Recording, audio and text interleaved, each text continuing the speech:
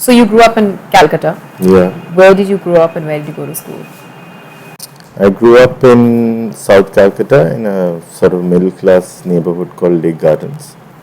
It wasn't so posh then, now it's fully posh with a spanking new mall and stuff. And I went to South Point, which is one of the largest schools of the world, where at any given point of time there are more than 15,000 students. Okay, so if I asked you to name 5 events, these could be incidents, encounters, small, big, anything, that in retrospect you feel shaped you personally, professionally, what would you pick on the top of the hat?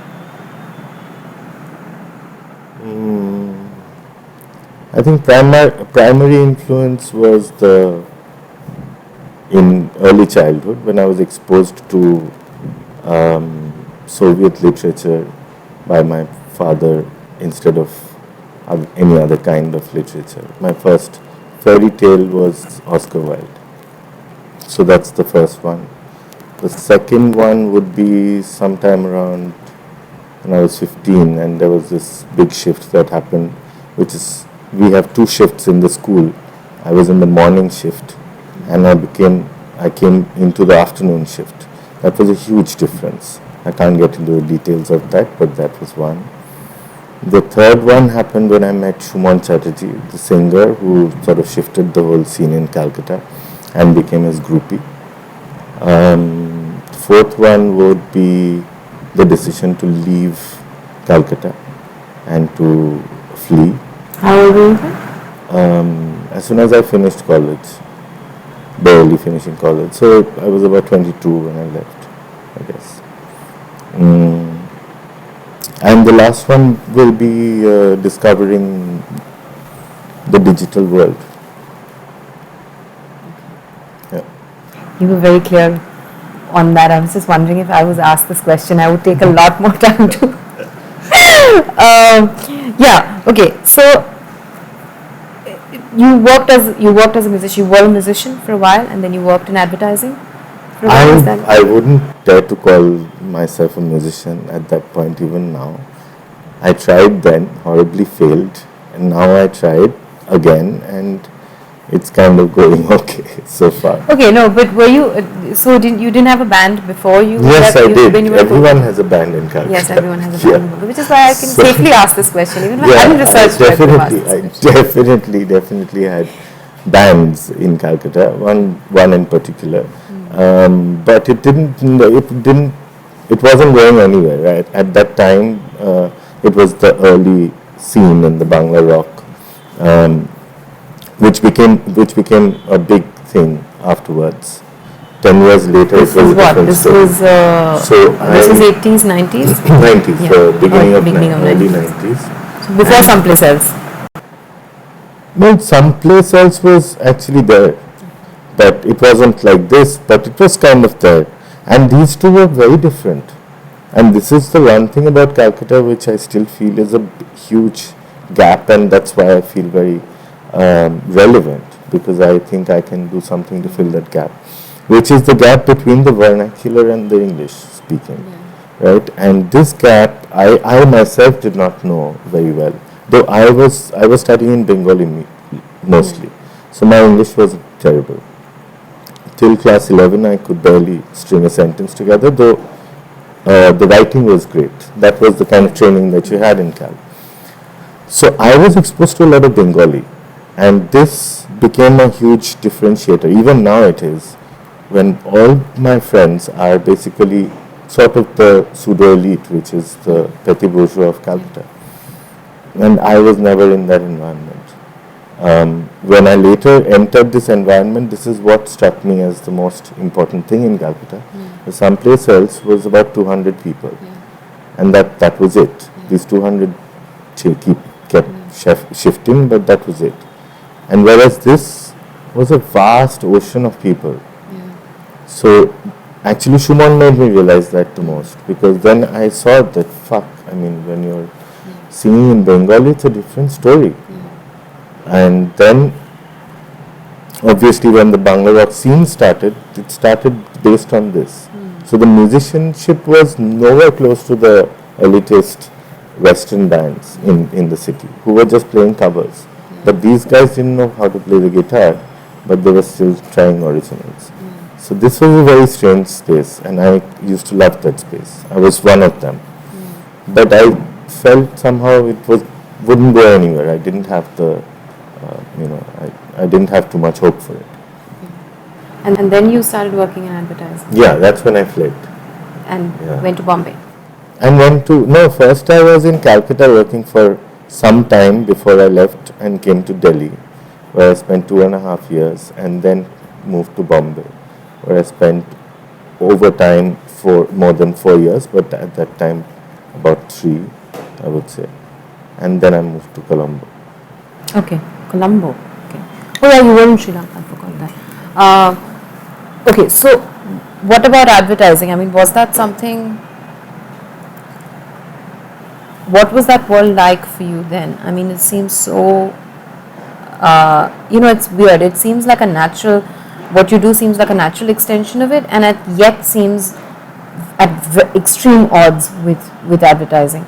So what was that like for you, advertising? For me, it was the other side. It was the complete opposite of anything that I had ever done. So that was the last place where you would find a communist which is why. And then, but I realized that this was what, it looked super cool. The primary thing about getting into advertising was, if I wanted a job, who would give it to me, right? I had practically nothing that I'd done. I'd done much, but that didn't count for anything. So advertising was the easiest job to get, right? It loves failures.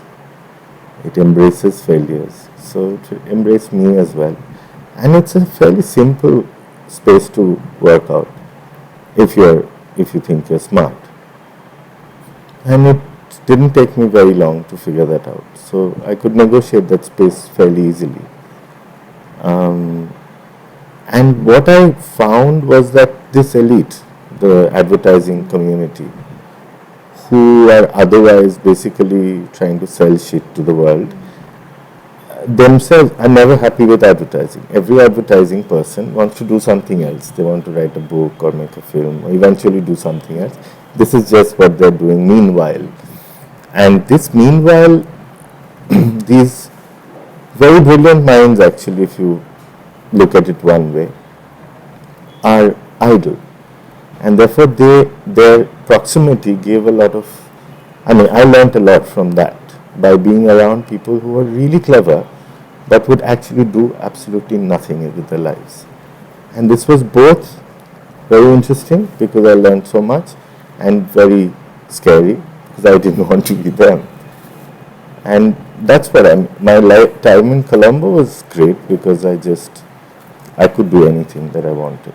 And that was a fitting end. I thought I should leave now because it's really good.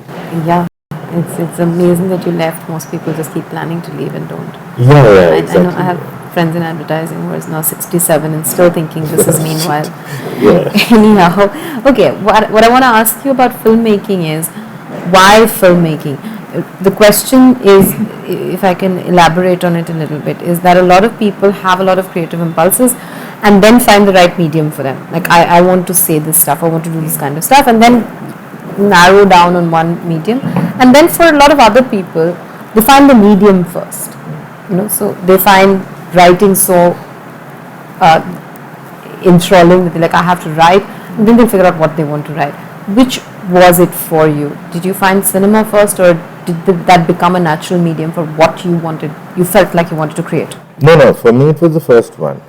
I had some things to say, and I was just trying to find the medium, and I was failing every time. So therefore, and to my credit, I can say I tried very hard to be a poet, to be a musician, to be other things, even prose I think I never took seriously, but pretty much all the things I tried, selling things, on the footpath, all kinds of things, and failed every time. So when cinema happened, cinema was something that never interested me.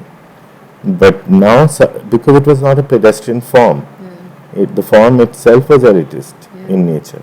But then digital cinema happened, and then I found Dogma, and that sort of shifted my understanding about cinema. Suddenly I was exposed to pedestrian cinema, and I was really kicked. But okay, now it's probably democratic enough with the tools available. And then what I keep saying, Apple made me a filmmaker, because if it was a machine that actually helped me find the medium. I'm trying cinema now. And why is this working? Why is the medium working for what you want to create? Is it working? I still don't know. I think it's too Personally early to for say. you. Personally for you. Yeah, I think, like famously, Hrithik Ghatak once said that I would write better poetry, but just cinema is something that people look up to. You know, so everything is about perception. If I was a poet, you wouldn't be talking to me. Yes. But if I'm a filmmaker, there I may not have been getting paid to talk to you. That's if I was a Bengali poet from fucking somewhere in Calcutta, are you mad? There are like 10,000 poets in my neighborhood. I would not be getting paid to talk to you. Probably not. Yeah. But you know, Suman has a line, Koto Gobi More Galo Chupi Chupi Eka Eka. Our town is full of poets, you know. Poetry is so democratic. And we are great exercises of democracy. So, yeah, I think this filmmaking has that glamour associated with it, which I personally find you can be manipulated very nicely. Yes, true. You had said someplace that you don't see yourself as a filmmaker as much as you see yourself as a sort of image jockey. Yeah. Is that a conscious way to be, and how I want you to explain that to me a little bit. How is that different from a conventional approach to filmmaking? It is entirely different. Again, to give you an example, Hitchcock was known to hate his shoots because he felt that he's already watched the film 50 times in his mind, so he's just recreating something that he already knows. Now, so the whole classic auteur logic was based on the fact that there was this one person who was projecting his mind or her mind onto the celluloid, and they knew every image. They would design, construct every image, and this construction, their fantasy, would be elevating the viewer, whichever, you know. So, this is the classic construction. It's absolute bullshit. It doesn't work anymore. Because it worked for the time. Cinema is a medium which is very, very finite. It's only 100 years old. It already feels like fucking it's gone on forever, you know. So, right now what every filmmaker in the world knows is that there's nothing new to explore. There's no new story. There's only recreation of same things over and over again. So if it's so, then I would rather, you know, accept that and not try to create my own image, because I will fail. Instead, I can look into the images that surround me and just sample from there. What I need to do is to keep people dancing for a set, which is where the film jockey idea comes from. I have a set of 1.5 hours, 2 hours, whatever. I have to let these people. That was my fifth change, right? So I'm a great believer in the dance logic of the dance of the mind and the control of the mind that the DJ has in a situation like this. This is the new band logic. It's musical in nature. So your projection, earlier people thought that their projection would be infinite, so it will be immortal. Yeah. So cinema was immortal. So therefore you still see these classic frames and you're still going, whoa, right? If I show you the same frame, you wouldn't go wow, because you've seen that from them. So what would I do then? Yeah. I would fuck things up, put them in a wrong order and create another kind of energy from it. That's the jockey logic. Okay. Speaking more practically, give me an example of how this works as different from conventional filmmaking. With an example from either Gandu or Tasher Desh. I don't know if Bishh was also as that's how you approached Bishh. Not really. Also, I mean that This was seemed one like of the first experiments, Yeah. and it was a different experiment at that point of time. Yeah, I mean okay, so Gandu is the best example Yes. because more people have seen it.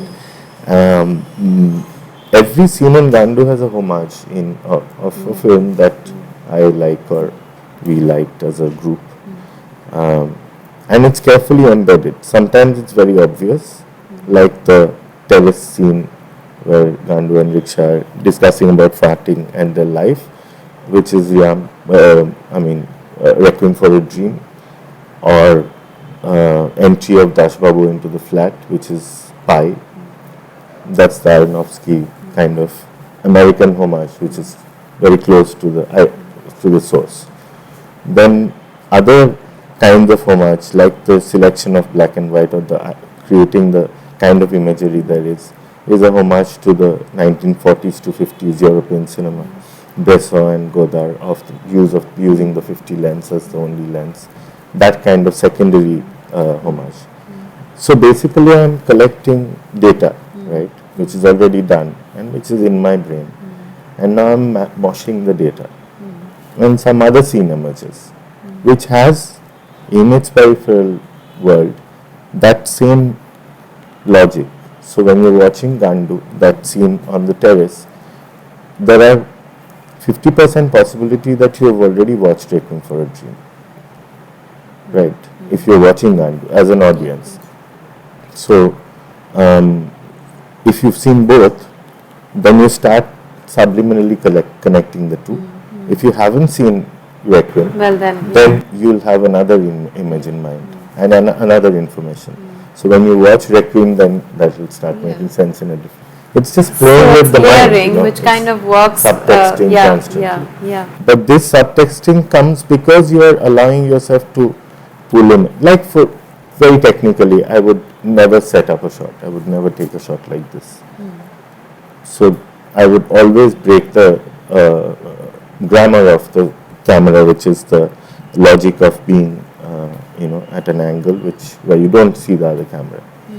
This I started even from Le Pocha, which was the first sort of documentary to get out and get some attention. So so technically it's like that. So I'm allowing myself to actually get into areas which another filmmaker wouldn't be able to get into because he's static or he's just setting something up. I like to create an alternate reality in Tasher Desh's case, do a setup and then let the people behave in that setup like it's reality. Yeah. But that's really interesting. I mean, one of the things that I just got from what you were saying is perhaps you're making the most, your kind of cinema is perhaps very much the product of the times, cinematically speaking, because when cinema was 50 years ago, it was a fresh art. Today, it has its own sort of history, and therefore it will not exist without subtext. It's the same thing with literature. Now, after thousands of years of literature, no good literature is without subtext. Exactly. So you can no longer have non-subtextual cinema. That's very interesting. But you've often said this, and I get it partly, that form is for you more important than content. What I really wanted to understand was, firstly, I wanted to understand that a little better, how you think of it, and also I wanted to ask you, are they always separable? I would like to think that they're not, but the frequent this question pops up so frequently that I'm forced to ask myself, whether it. Yeah, I don't know. I mean, it's difficult to tell for me because stories are as good as they're told. So it really depends on the storyteller. Now, there's a conventional method of telling a story. That's how cinema would like you to, that's what cinema would like you to believe. But who's making you believe that? People who have the most amount to lose if the story is told another way. Information is given out another way. Cinema as a medium has been appropriated totally by consumer culture. It was one of the first consumables that was, handed out. It was used as propaganda material over and over again. Do you think any cinema is without propaganda material? I don't think so. Every piece of celluloid is actually political in content. Their politics may vary. A Shah Rukh Khan film also has politics. Extreme politics. And therefore I'm concerned. And I agree with you because see somewhere this debate of what is elite keeps turning on its head constantly, right? Now if I know a lot of people could react to Gandu by watching it and saying, no, this is elite because it is not simply told, it is not baby food, it cannot be digested easily, therefore this is elite. But actually Gandu is telling the story of not NRIs living in two-door mansions, right? It's telling the most common story.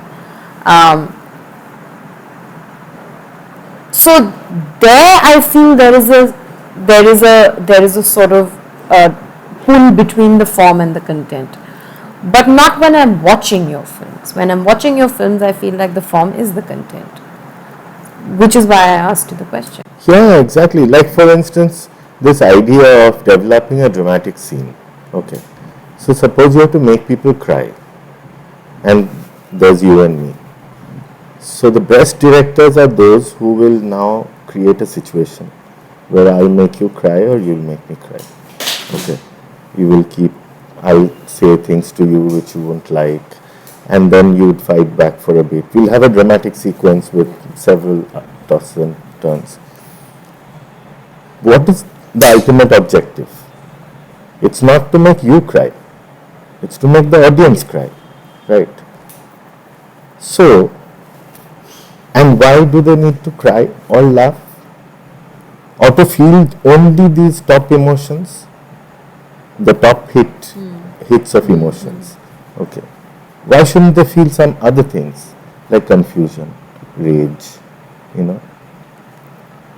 angst, or not crying as in a physical depiction of sorrow, but actual loss, or maybe even shameful or wronged. Why not? So why do I have to only elicit a certain set of responses from the viewer? The moment you do that, you will be deemed unpredictable, you will be looked at suspiciously.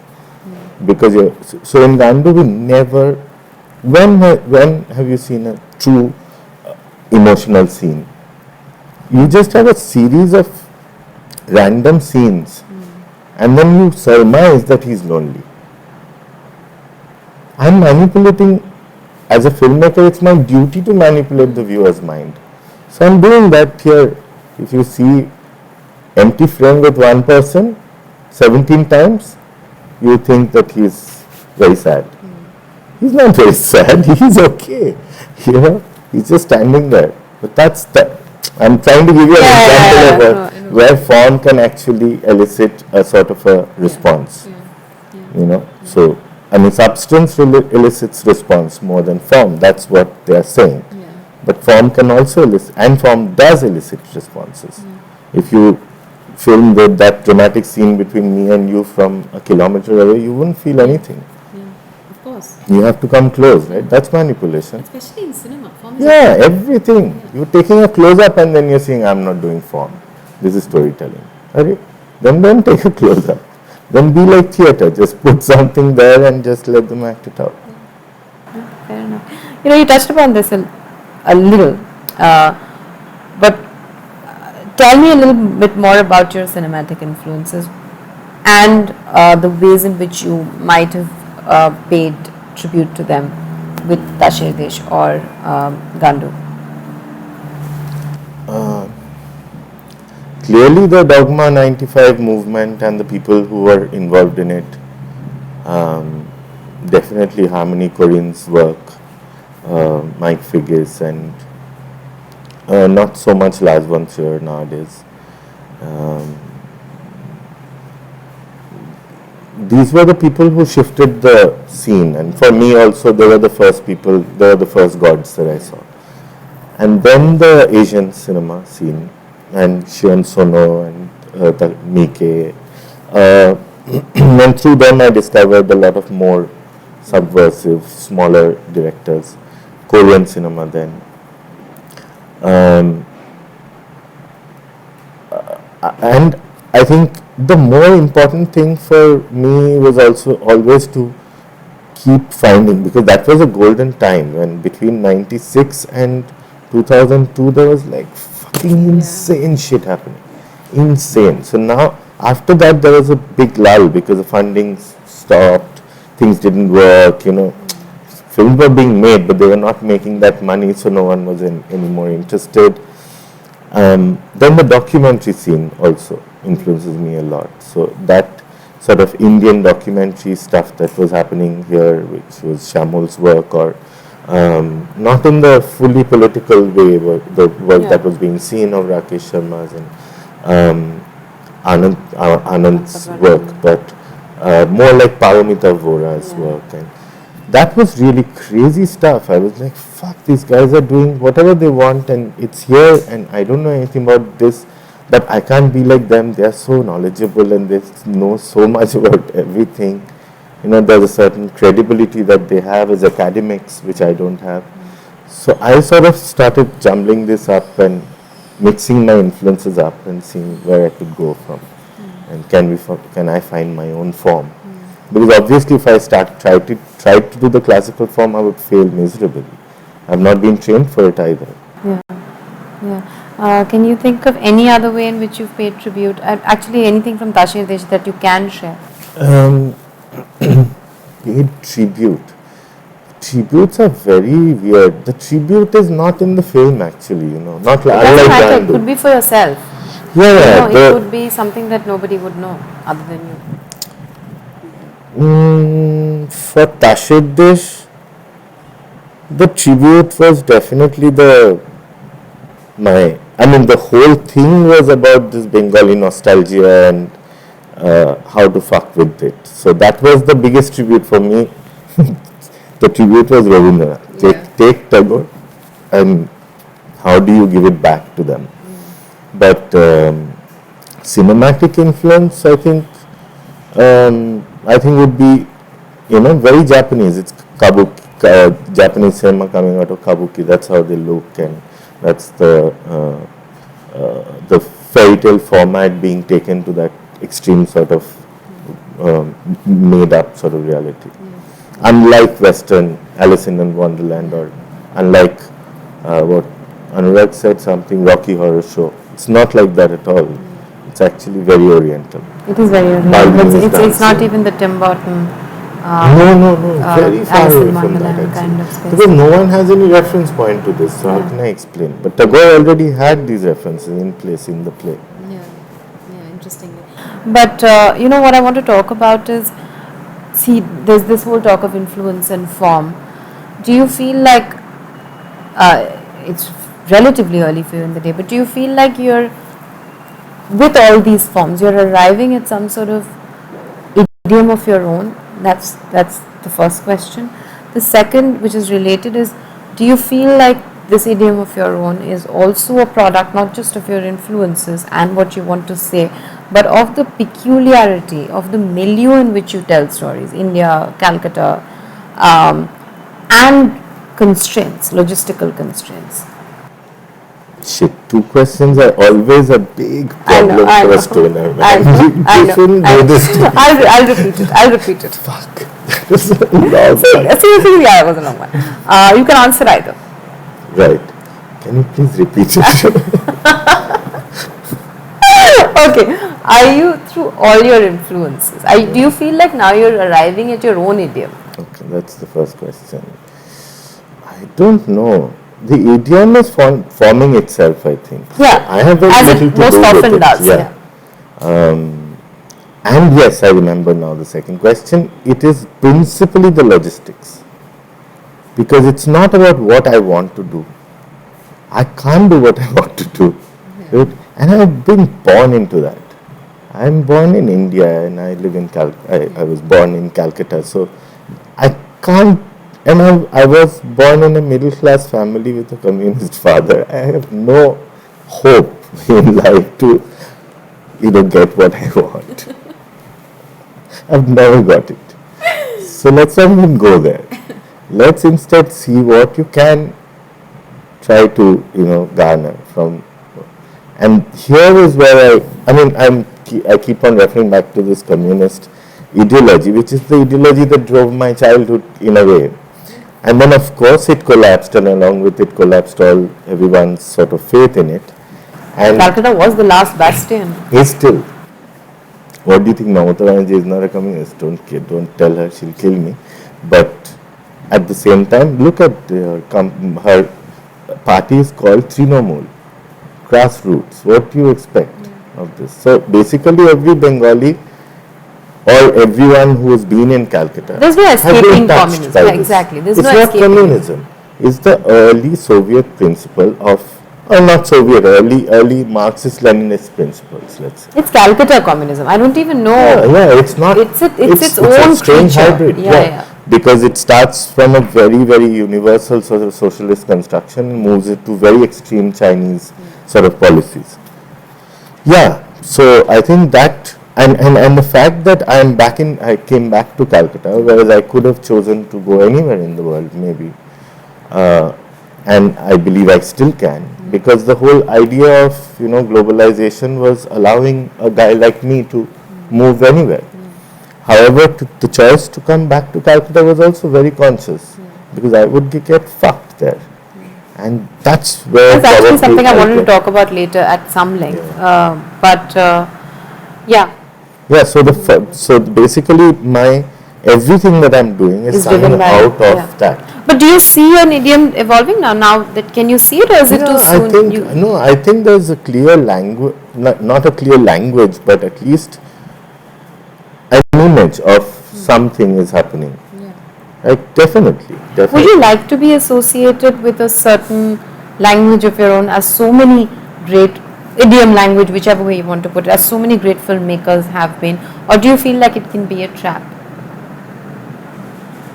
Like, would It you is like already people a to trap. see It's everything the is, but is that a trap that scares you? Exactly. Yeah. Now you have to see whether this is a trap that you willingly get into or not. Yeah, I think. See, the thing is that I don't really think any more of myself as a social animal in terms of responsibilities. But I have a responsibility to society, and that I have to. I need to elicit change or something like that. No, nothing like that. The main thing that I realized that I don't think there's any point doing that. Instead, if I start changing myself, and if I keep doing that, then that will immediately cause a ripple effect in my environment. It will have to. It's bound to. So I start doing that, right? And this sort of, I think, has a strange way of attracting a way of life, like what I am trying to get other people now around me to lead this way of life in order to achieve something. Like I said, subsidized functioning. So how many people are willing to subsidize their lives? Give like 4 or 5 years of their lives to do something which may or may not happen. So yeah, it's a scary trap, in the sense that society itself is very scary. But if I have to negotiate with society, and I think this is the path that I would choose. It's the path of least resistance. It's not connecting directly with society and grabbing something that already exists. We're trying to create something. There is no new. So you're trying to create another thing. And then, by creating another thing, the society will immediately occupy that. But at the same time, you will be, somewhat responsible, and you'll feel good about taking it to a certain distance. That's the macro picture. What about aesthetically or visually? Do you also find a language or an idiom developing, like it did with communism? You just have to keep coming back to it. You take world influences, you bring them into your own cauldron, and then what starts to come out of it is not something that you're consciously creating, but it's coming out of it, and do you feel that your cinema is now taking on a life of its own in that way? I still think it's too early to say. It's too early to say. We've just done a few things. The main thing is to sustain this and be able to make interesting things that mean something to us, or that is relevant to the principle. How we will negotiate that is a very difficult thing, and it's a hustler's life. So every day you have to think of something different, right? Which is a challenge, right? Because which is good. That's the circumstances that fuel this thing. I mean, again, to give you an example, Satyajit Ray always found, for me, I'm a Bengali filmmaker. You have to go back to Ray and Ghatak constantly, because everyone will want you to and force you to. So if we go back, you'll see that Ray never had problems raising money. More or less he got. Everyone has that problem. Ghatak, on the other hand, just could not. At one point, he started doing Odia films also. And out of his 34 films or something, half of them are canned. Like, they never got to finish them. So, the idea of some sort of a language developing, obviously he had his own idiom. And that was far more interesting and far more exciting and original than the Ray idiom. But unfortunately, the market dynamics have made Ray idiom the Bengali film idiom and not the Ghatak idiom, because it just didn't work in the war of economics. It's the most critical difference. It's a strange thing. So therefore, can we then, in Bengal, can we make an idiom that has strength in its originality and its economics? That's where I would place myself, and that immediately makes me more of a producer than a director. The nature of freedom, very loosely put. There's also, and this again might be my own interpretation, which I'm entitled to when I watch your cinema, but there's also a sort of rebellion for the sake of it, which has informed a lot of postmodern, especially popular art. How did you get interested in these themes? This is, I think, again, a very Bengali, very Calcutta thing, because we love these characters always. We grew up sort of admiring adventurous figures, And sort of after the 70s, Bengal became a really sad place. So, they lost out on that adventurous energy, but the stories still continue to be there. But it didn't inspire enough for us to see someone next to us who would be taking a huge risk in life. But I think I've always been drawn to those kind of guys, those kind of figures. First read about them and admired from a distance. Anyone who was a renegade, who was doing something outside that they were not supposed to do. And in that way, that's how you get into rock stars or musicians. Like, I always liked the badly behaved people, not the regular ones. They could be playing amazing music, but if they were not, their character didn't have that color, I wouldn't be drawn towards them. So I've been drawn to badness and madness, and I think that's who I always wanted to be. So I started creating this character who would play who would be this, because, and then coming back to your basic idea of what for the, and this is the only thing that I'm really concerned about, the issue of identity, and that leads us on to the second point, which is what kind of identity. Is it social identity or is it individual's identity? And the individual identity, I see it only from a sexual point of view. I'm refusing to see anything else that forms the individual's identity apart from their sexuality, how much they can understand and absorb and identify with their sexuality. That's what determines their individual identity.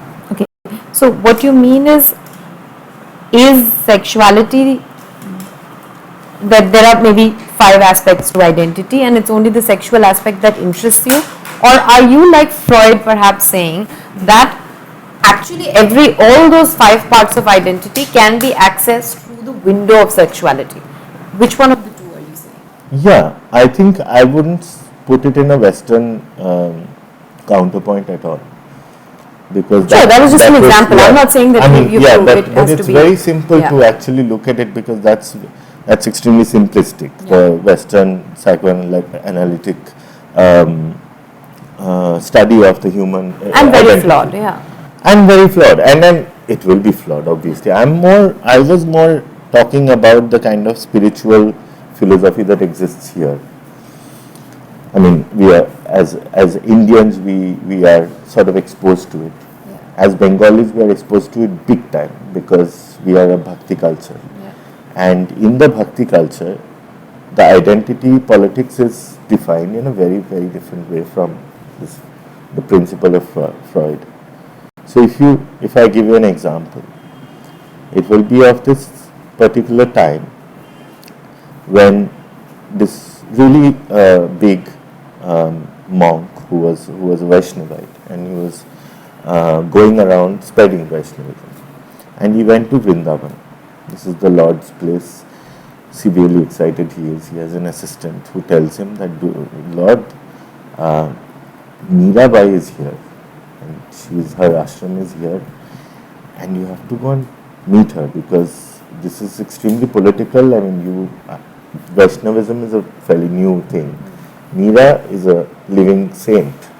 I know you don't like that shit, but come along and just meet her and greet her. So they went, and there's a painting of this meeting in the National Library when Mira is saying hello to this Vaishnav priest who believes in abstinence. Mira asks her this one question. I mean, she has heard about him that he's a really, really arrived character. So she sees him and touches him immediately, saying that, so have you made love to him? And this really is the dichotomy of India for me. There's one part which really understands sexuality as the only process of emancipation, and the other half which does not. For me, this is more important than a Freudian or a Jungian juxtaposition of the individual against sexuality. For us, it is in us. You have to either abstain, like that's not for me, or the other half is yes.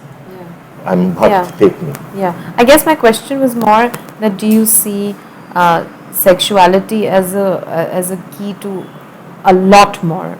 Yes, it is the beginning and the end. The end. Yeah, you answered that question. Fair enough. No, okay. So I also wanted to ask you about the narrative shock and how you feel it can be a powerful tool. Yeah. How do you approach that? Yes, see, shock is also completely perception, right? Yeah. The other day, this woman who's come from, she's a writer from Venezuela, who's been traveling through India. We met, and she was telling me, I witnessed this really interesting phenomenon. She was in Hyderabad, and it was midday, and they were watching television. There were about 5 people in the room. There were 3 Indians and 2 foreigners, including this woman. And on TV, they were on a local news channel, and they were showing a gang rape news thing. Not the Delhi one, some other out of the millions of things that happen here, one of them. What was interesting is that they had recreated it. It was a dramatization. There was a car, and there were 5 guys, there was 1 chick, and they were blurred up and stuff. And it was saying that it's a dramatization or whatever they call it. This is shocking. Midday television, you can watch rape. That's not shocking. Hello? And what I am doing is shocking. Sucking a dick is happening in every room. What is so shocking in that? This is shocking. Our perception of shock shocking is is not the shifted. sucking of the dick. The shocking is that you I'm choose just to show it. absolutely. No, I'm saying both are images, right? Yeah. Both are images. This is on midday TV. That's on the internet. It's banned.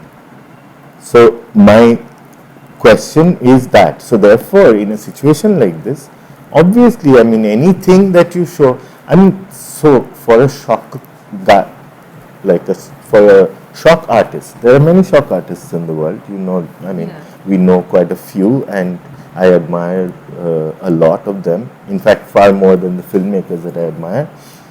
And those guys are dealing with far more crazier stuff. For me, it is really simple. You can shock India by doing virtually anything. Nothing is possible. So therefore, anything you do is shocking. What the fuck?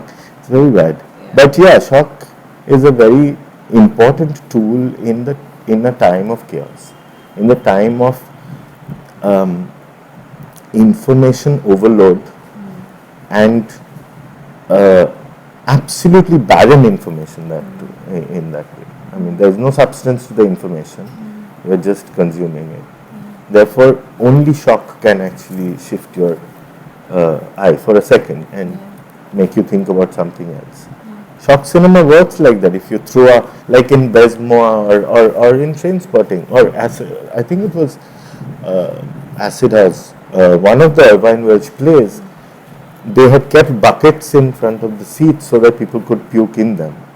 It was part of the show, and he got offended if people didn't puke. You know, it was supposed to be making you puke. So that was the whole, I mean, physical revolt. Is something that is really fucking you up. That's why shock is important. It's a political tool. You've referred a lot to an incident or maybe it was a series of incidents that sparked off the idea, the central idea for Gandu in your head. But you've never actually spoken about it. Is that something you can share? I read several interviews in which you spoke about that there was an impetus, there was something perhaps that you went through that sparked off the idea for Gandu. Oh, that's a very long-winded and boring story. Yeah, because it was just a stupid guy. I mean, I tried to set up something really important for the film that we're still working on, Sari, which would be an international co-production. At that time, it was placed as so there were certain things, and we were going to a market to make a pitch, for which I worked for about 6 months trying to get a huge amount of people together to have a panel, have this, that and the other, to bring attention to some things, and it was a massive exercise, and we spent all the money that we had on it because it was important, and we would then be able to do what we want. And that backfired because this was in France and I was supposed to go there. Everyone else was there, and I got my passport back without a visa stamp. And this guy who had just in the whatever embassy had just forgotten to. It was the visa was given. Yeah. You know that it was that thing that was not fucking wired on, and that was a Saturday evening, and Sunday was my flight. so I couldn't go. Everything crashed. So then I was feeling like a Gandu, and I was like, that why did I do this and all that. And we were almost on the verge of going under. Not almost, we were gone. So like, okay, in these situations, always make a film, you know. So we had this. We had already bought the camera. We had the edit set up. I talked to Jojo, said, if I do a film, will you do the sound for free? What kind of film, boss? Dude, let's do the pata film that we want to make. Pata is brown sugar, right? So we had all these friends who were patakors. And this is a tribute to them as well. All the Gandus of Calcutta who just couldn't do, like the guitarist who didn't have the guitar, and the drummer who couldn't reach the concert. He was a great drummer and he tried very hard, but he just failed to reach the concert every time. There were crazy stories like that, and all of these guys were friends. So Jojo was one of them, I was one of them. I said, this is the part, let's do a Patakor one. I said, Patakor, I know some stories, man. So that started the co-production. Then, then I said, Jairaj, these guys are there, I need a Gandu. Then Jairaj brought Anubroto. He walked in, we knew that he was a Gandu. Then everything was fine, but we couldn't get a rickshaw because the rickshaw costed a lot. And if we bought it from Calcutta second hand, then we wouldn't be able to take it to Howrah because we had to cross the bridge and pay the tax. So one morning, Jairaj called up and said, I've bought the fucking rickshaw, now will you make the film? That was the whole story. This is like being back home. What? No, what I was asking was that what struck me was that, and I hope I can explain this question, but that a lot of your influences, cinematic influences, are people who are immoral cinema, right? You, even though I had never met you at that point, came across as somebody to me who understood that actually there is no such thing as amoral or apolitical cinema. Every frame, every act is simultaneously political and moral. So the meaning of saying that this is amoral means I am not concerned about its morality. But I felt like that is not what your art was, whatever you might be. That is something that's interesting to me. Are you constantly aware of the politics and morality of your cinema? And secondly, in the way that your cinema has attacked social and moral hypocrisy, would you take on politics directly? Active politics, I mean politics. No, the answer is quite clear. I've chosen not to do that. There was definitely a potential. I really the early influences were all, socially relevant artists. So social relevance or social responsibility was something that's always concerned me since I was a child. However, it failed to show me anything of any substance that was not compromised in for the lack of a better term, I would say. And I saw this as a much more, that's what we were talking about, that thing that really interests me is to subvert news. What is reality? There is no such thing. They are creating real reality around you, and there are people like me who are doing it. So that my experiment was, can I utilize the same resources that I'm using for Unilever to content of my own, something that I would like to say. And that will be so ambient that you wouldn't be able to call it political. When you called it political, it would be looked at as pornography. How can pornography be political? Or maybe it is, who knows? So this confusing gray area, and you can find so much leverage in operating in that area. So why would I make it? Why would I take sides? And what I would really like to do is to lose my identity completely, which is not happening, I'm still very far from that. Like for instance, I would make something now, which Qaushiq Mukherjee does so well. You would still see him in some way or the other, but there are films, if they didn't tell you, you wouldn't know that Takashi Miike did it. Because he's just being someone else and thinking like someone else.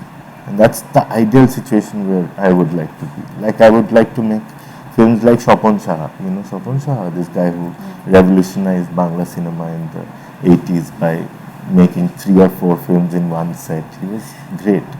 He used to make films for 8 to 12 lakhs. He's my hero. So this Shopon Shah mode, can I go back to Shopon Shah mode and make like 4 back-to-back cinemas that will rape the entire market and just create this alternate sort of situation which no one was prepared for.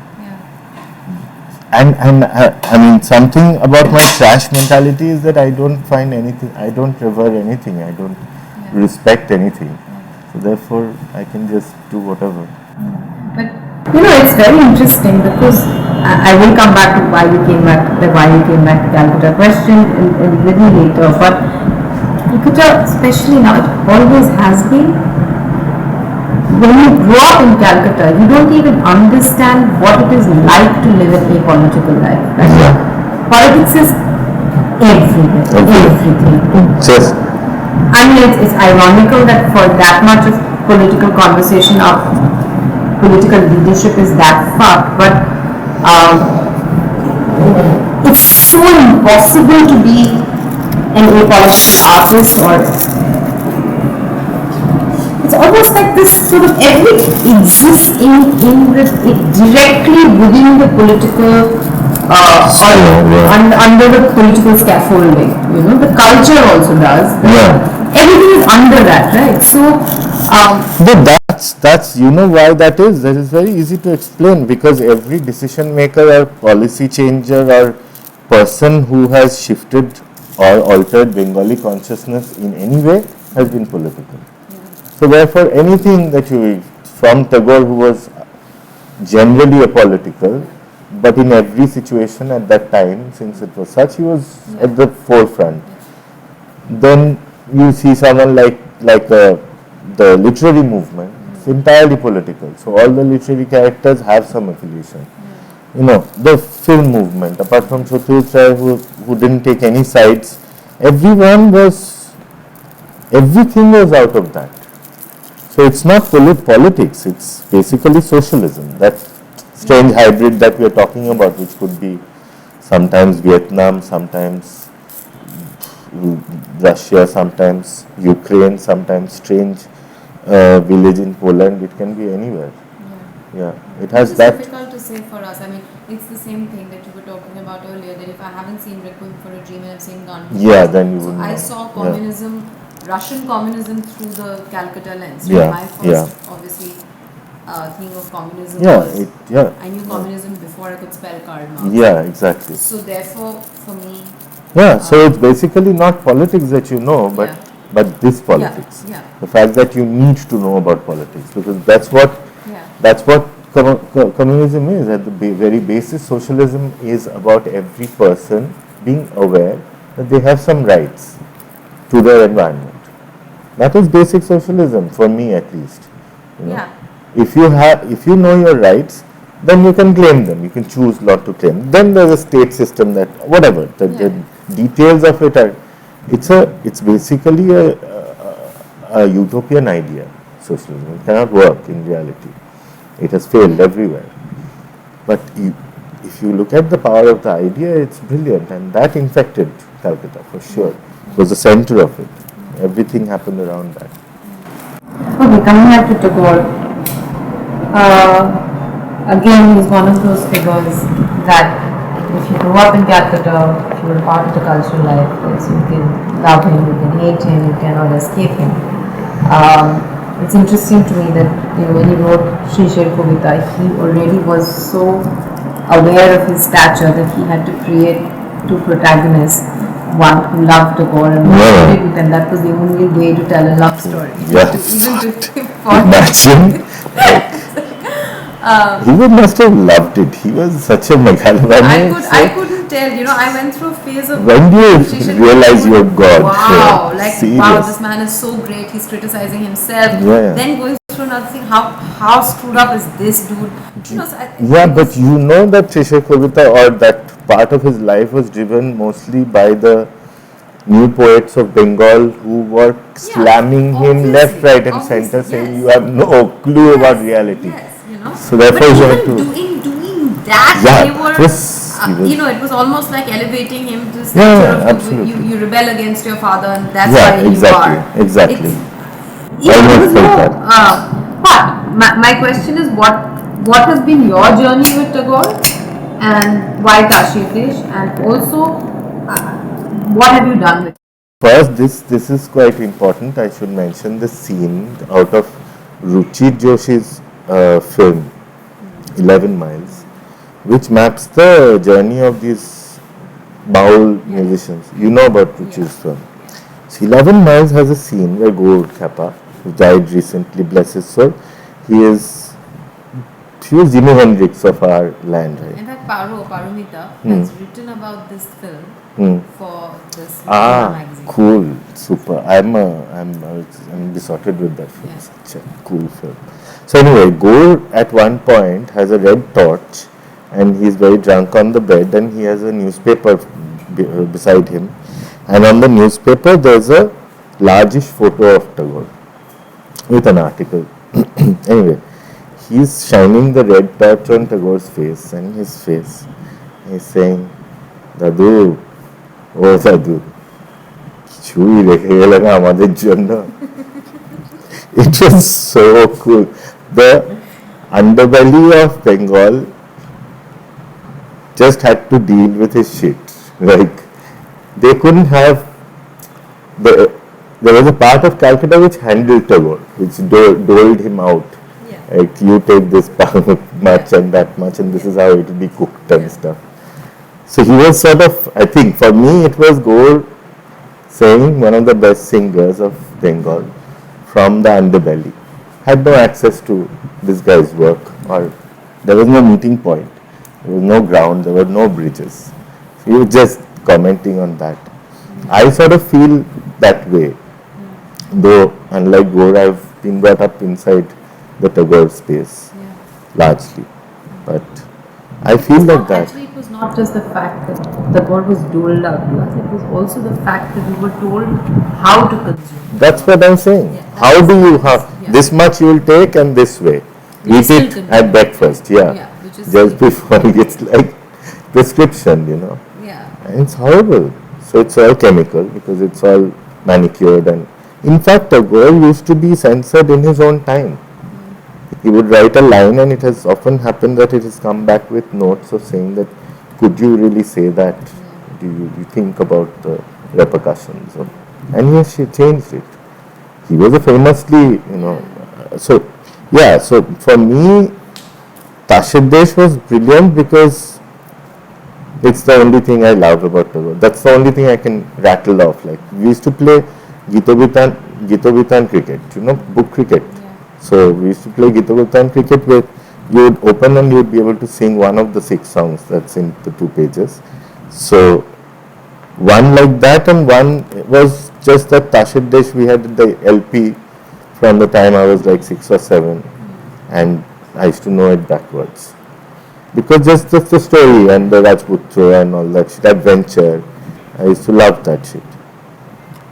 There was no other thing that I liked of Tagore. Few songs, yes, I mean.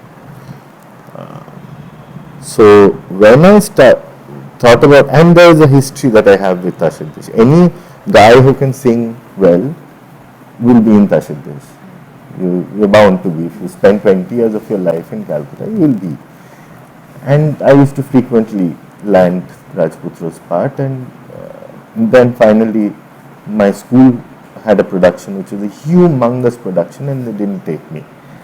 And that was, I saw the concert from a great distance at the age I was 15 years or 14 or something. And I was like, fuck you motherfuckers. I will make such a Tasher Desh. So the moment I thought about filmmaking, I was like, Tasher Desh. That will be the payback. Something that is there in every Bengalis life. You touched upon this a little earlier when we were talking about sexuality. You've explored it with a bunch of fiction and non-fiction films. What remains for you to be explored about sexuality? That's the first question. Again, I'm doing one or two questions. Second is, so far, sexuality has been, for the lack of a better word, a sort of metaphor in your films. Are you interested, would you be interested in creating purely sexual content, by which I mean films that would be considered pornographic? Would that be something that interests you, purely aesthetic? Because this also ties up with the politics and morality of this. Yeah. Actually, I think, I mean, if I was born in the 70s, I would make a porn film, because back in that time, it was a relevant political tool. Yeah. Now, Lars von Trier is making a porn film, and Steven Soderbergh, one of the most sold directors, has just made something with a film with The Apartment or something, The Girlfriend Experience. In the Realm of the Senses was done in, long back. There have been filmmakers who have just taken the porn idiom and shown what it's capable of. One thing that I feel cannot be done in India is that we don't have artists who can do it. I'm a director. I need artists, I need actors. So I can easily make a porn film in Berlin, but that won't be my film. So that there are, like I said, logistics drive me. Is it possible to make a porn film? If it was possible, then I would have. But it's not really something that will shift a lot of things if I do it right now. So currently I'm not seeing it that way. In fact, I'm going the other way. But sexuality is there any aspect that you want to explore next? Every aspect, man. There's so much. The Sari film is about the woman's experience of her sexuality. But I'm the one who's making it. So it's still men who are telling that story. So that's a dichotomy within that set. But I mean, it's difficult to tell. There are so many aspects that have not been addressed at all. Everything about sexuality, over and over again, every day, if I do the same act, like jerking off, I could never get bored. So, Tasher Desh, one of the things that you're principally exploring is the idea of freedom, right? Revolution. Revolution is always for freedom in some way or the other. Now, you spoke interestingly about Tagore's context, which was Subhash Chandra Bose having been thrown out of Congress. His sort of very extreme ideas of revolution and his belief that he could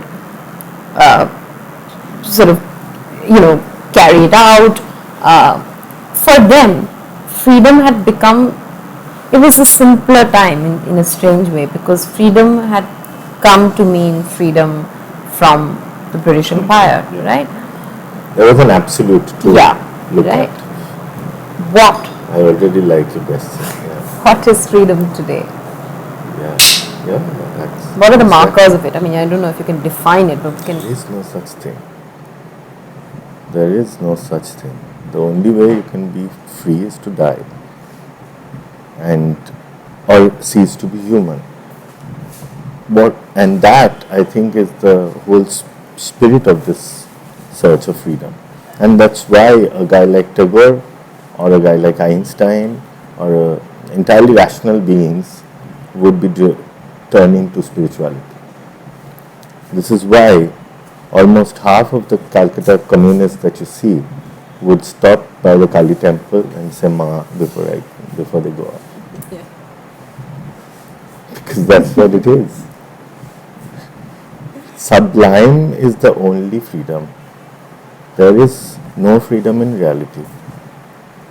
Reality is a myth. That is the prison which enslaves us.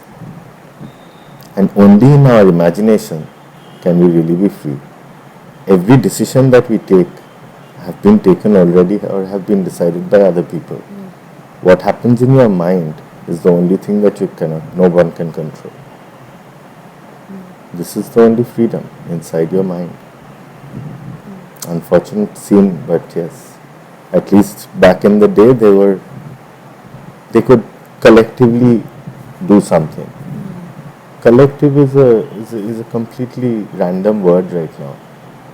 The various collectives that we see forming themselves as social units are all eyewashes, are all in reality going to break down, and nothing of humanity is of any consequence whatsoever. But we all get so agitated about it, you know.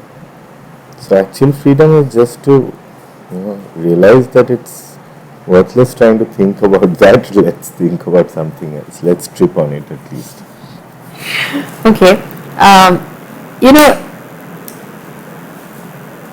We touched upon it a little bit about, but I wanted to talk about it's so, the Calcutta that you grew up in and also I grew up in everything was already in the past, right? We were growing up in this sort of plateaued, dead city. Hearing about this glorious past, pining for it, even though we didn't even know what its merits were, and feeling completely bereft of any purpose because it was all over just when I was born, and it was like, missed it all. Okay, what was the point now? Why am I here then? What is your... Yet, see, I have moved away, and now I'm nostalgic for that past because I feel I'm safe from it. But you're not. I feel I am. Okay. Right, and I try to mend the fences every once in a while. What is your relationship with that past? Well, I have to be conscious about it on a daily basis because I'm living there. And for the longest of times, I thought it was impossible to break this before Shumon came. And when Shumon came and I saw that happening, I realized how fucking easy it was. It was a flip of a switch, and it was that big. Then, at the same time, a lot of other switches were flipped, and culture just sort of moved into some other paradigm. So, and then again, that's when I found myself in Calcutta, back in Calcutta in the early millennium, like millennium time, and 2000, and it was really boiling, and like Mohin and Ghoraguli were back in like business suddenly, and after 20 years, and it seemed like something. Now we were on the cusp of something that would now get into really sorted space. Fucked up completely. Now what happened was the market. Nostalgia couldn't fight the market. The market drove nostalgia into another fucking planet. Okay, if you turn on the radio today in Calcutta, you will only hear nostalgia. Then the bands became the Adhunik Sangeet. And then they became mainstream. When I went back, I was shocked to see Shumon Chatterjee, who had already become Kovish Shumon, was like Manna De. Whereas when I was like a groupie, my mother would, scream at me for going to his concert, and I had fights with my uncle. Why did Shumon marry 4 times? I don't know what. There was a sort of an angst which Shumon stood for, which our older generation hated, and that's why I was drawn to that. And suddenly I go back and my mom is listening to his Rabindranath Tagore album. কি সুন্দর গলাটা শুনেছিস? I just couldn't understand why these people became the caricatures of themselves. And then started this next thing of thinking whether then who will do it? What is going to happen? Can we do something without thinking about any impact on the market at all? Because everyone now you could not even get an album out. Earlier, Shumon would get an HMV release just because they would sell tapes, no other purpose. The primary bands sold tapes. That's how they became big. Now, nothing was working. So everyone was confused. So that space gives me, I still feel, a great opportunity to utilize all these techniques that I've seen people, orchestrate and get results out of, and try my own. You have a whole bunch of people who have very similar minded people who you've worked with. Your girlfriend's been a part of all your films. It's that sort of living where the life merges with the art. In many ways. It's also a hark back to the commune culture, counterculture of the 60s, out of which a lot of the new wave came. Is this circumstantial or also ideological? Ideological, completely. That was the way we could subsidize. Yeah. We could have food together. It's a complete commune culture. Like you said, a village. Yeah. A village, if you're from that village, you'll always be able to go back. They'll look at you and they won't throw stones. They'll just say the fuck face and he fucked that guy's wife and all that. But finally you'll be sitting under that tree. No one will, drive you off. That only happens in a city. So I love that village scene. That they let me sit under the tree and they don't mind that this fucker is around. And everything sort of takes off from there. And and another thing in Calcutta is that it gives you credit for being there. Of course, as it should. So therefore, if I'm there now for 10 years back, and they all thought, oh shit, this guy's come, oh fuck, he's talking this way, it'll be off in a bit. But you don't go away, you're just there. So you become, and in that city you become part again. You fade into the thing, your colors also become theirs. And then slowly the puchkawalas also know that, overdose. So that you just build yourself in the map. Yeah. Wave at the satellite. Keep waving. Okay, quickly, what are the projects that you're working on right now? Many things that we're trying to do. So now we're co-producing a film called Kajariya, which is directed by Madhurita Anand. Another low budget, it deals with an extreme subject. It's being shot right now. Then we'll co-produce a horror film in Bengali, which we plan to shoot middle of the year. Sari is in this last year of production, so we are hoping for a spring release of Sari in 2014, and now major work is on that. There's a micro-budget experimental film in the Bangla Black, what we call that genre, which Gandu was part of, is Nobarun, which is a story, which is a mockumentary about Nobarun Bhattacharya, the seminal. He's our Irvine Welsh. It's about his life and the characters inside his head.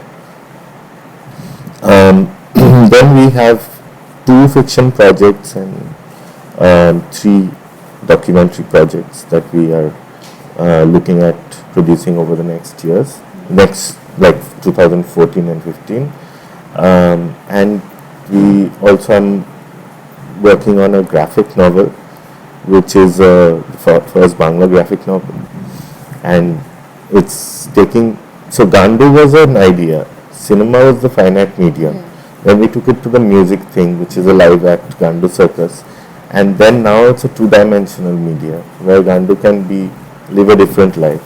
Every time we give Gandu a different life kind of to go explore. That's working out really well. So we'll have the book very soon, and then I plan to make it in English. And the music. And there are other things, like we are now line producing quite a bit, because people have got to know that we work in a certain way, we are extremely professional, we can work at a certain, and it's following an international sort of production pattern. So there are films that come to the eastern part, we are helping them do that. Digitization changed a lot of things. You said it made you a filmmaker. What are the alternative forms of funding and distribution that you've explored so far, and that you would like to explore even in the future? case in point being particularly Gandu, because clearly when you were making that film, you didn't think it would have, even if you had the resources, it could have a commercial conventional release. So is that economy possible, or is it becoming possible right now? We are at a very nascent stage of mixed media distribution, actually, as far as film is concerned. So, especially in documentaries, it's a little different, because with documentaries you can actually take certain leaps with the medium itself, and the subject allows you to break down the content into various durations, which fiction doesn't allow you. Now, if you do that, then then online becomes kind of a possibility. So VOD has just arrived now. It's been few days that now we can digitize films and online, and the whole theory of the fear of online payment and all that shit from the your cinema is asking the last person, the normal person, to pay up. It's not like something else, So that guy who's going to pay, how does he pay? And this is a big problem that we've been trying to figure out. But yes, it's a humongous opportunity that we're looking at, and the next couple of years might determine the future of how you negotiate distribution in the world. Because worldwide, America, that whole number that used to happen for indie films straight to TV has now become straight to VOD. It's shifted. So internet has become television in most developed countries. But I like the way the British model is, where now they're producing these amazing TV shows, because British Film Council has collapsed. The same guys are making incredible fucking shit that is showing on primetime television, and exactly the time that it stops, they upload it themselves on the torrent, an HD version. It's a completely different model. Okay, but that way they bypass a lot of other things and build content and now content is looked at, we definitely look at content as having archival value. So therefore we will produce stuff that can actually be sold over time. And selling is not the way the market is looking at selling. So it's a very, very complex and interesting time. Right But now. also in India, which is again a particular problem to our country, is that I was speaking about this earlier, that even though you are breaking you're sort of trying to break the elite Chinese wall of elitism, and yet because you are looking at alternative distribution, your product is becoming elite in this country, because there are not that many people who have access to internet. Well, not anymore. Not anymore. Like every rickshawala right now is downloading songs. Where are they downloading it from? They're working. That's why mobile is actually the final connect. It's the ultimate pedestrian tool. So now you can have a BlackBerry, your rickshawala will have a Blueberry. It looks the same, it works the same. And that's the advantage, clearly. But this is the black market. This is the grey market that you're talking about. That's Gandu has been downloaded more than some 1.45 million times over the internet in India. But we haven't got paid for anything. Now, if you put it into a bandwidth which allows people to pay, and can you tap into the pirated sector? Like that was only grey. Gandu has been selling everywhere on the footpath. That's completely grey. How can you actually monetize this entire zone? But this can't be done just because you need money. They need to feel that they have to pay. How do you do that? Through information. Which is why something like this is very important. Because TV will never tell them this. But this will also get blocked into that LT space if you're not bringing to the rickshawala's phone. So it has to work in multiple ways. There are still trappings of elitism because it is primarily looked at that way. cinema is finally, and now it's more and more so, because even I'm told that our films are multiplex oriented. I mean, what are you saying? I never go to multiplexes to watch films. Why should my film be shown in multiplexes? The single theatre $34 ticket is gone, but that is what we need. If we have tickets at $30 and in different environment, everyone will watch our films. But that's not going to happen with the current system. So how do you try to go towards that is what we are about. Well, hopefully now that the content has come, the market will come as well. But final question, and answer it as you please. But I just want to interrupt you for 1 second. The Mohine Ghor, I believe, what's the name I took earlier, came into the market 22 years after they had died. So you never know when something is acceptable for the marketplace. But that doesn't mean that you stop trying or creating. No, I get that. But final question. What is the ground between a sort of underground movement driven by lots of different ideologies and international acceptance, international acclaim, including a national award? Is the ground between these two shaky? I mean, is there a fear? Can you remain a rebel? No. It's a very, very good question. How much do you accept from society in order to stay neutral enough to critique it? That's also a national award for family values. Family values. Yeah. But I didn't go. That was another point. No handshake with the president. But I can't stop them from giving the award, right? And the thing is that, you see, this question only remains important if you consider circumstances to be ideal. Circumstances aren't ideal. It's completely nebulous. You can't tell a thing from another thing. So, but how do you deal with this challenge? It is a challenge. It's a huge challenge. Like you said, I mean, you're a producer now, right? And the minute you're a producer, how is the But I was a producer from day one. Yes, sure. I had to produce my own shit because no one will give money to make me my film. Sure. No, because I know that I'm going to try to be a filmmaker. So therefore I have to figure out how to do it myself. But I will, I don't know. I mean, obviously the moment, in the industry internationally, there's a thing. When the filmmaker's bio or everything, any festival you send to, anything that you're funding, whatever shit, you have to put a filmmaker's bio or a motivation statement. That first words of that statement is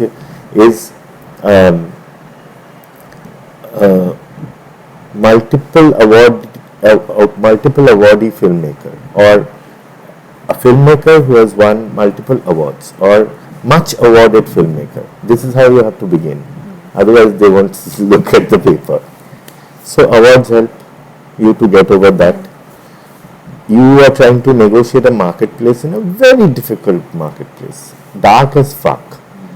So for me it was very clear, no Bengali will consider me to be a filmmaker until a white man says so.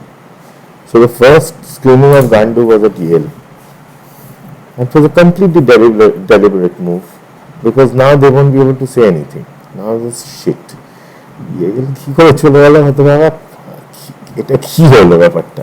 So my job is confusion, not much more than me getting confused by these things. So I will refuse to get confused by these conventional issues that might pop up. National award or none. Well, amen to that.